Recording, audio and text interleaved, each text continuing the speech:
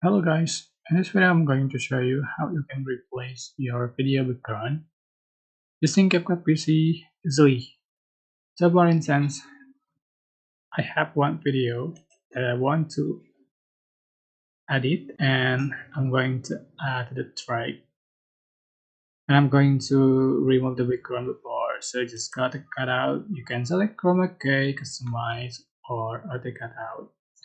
But for this video, I'm going to select the auto cutout, remove the background automatically.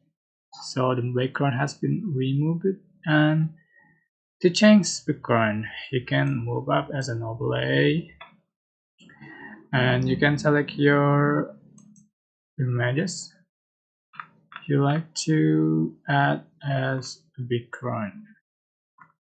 For instance, select this one and put at the bottom. You can merge it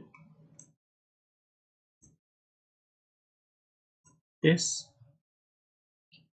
and you go.